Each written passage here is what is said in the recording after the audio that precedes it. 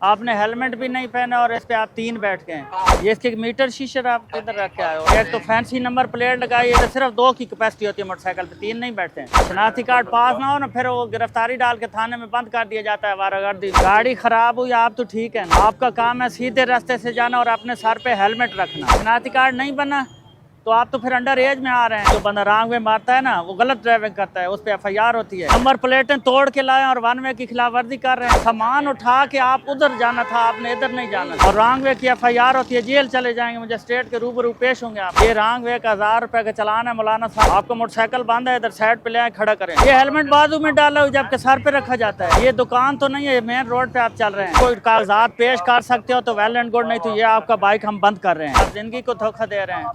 आगे जान को खतरा है, आने वाला आपके ऊपर चढ़ जाए, उसकी भी जान का खतरा, आपकी जान का भी खतरा है। और हेलमेट आपने इधर रखा हो, ये तो सर पे रखना चाहिए। आपकी जान को खतरा है, आप गलत आ रहे हैं, हमने ये चालान देना है। अल्लाह हमसे पूछेगा कि आपने इनको क्यों नहीं रोका है।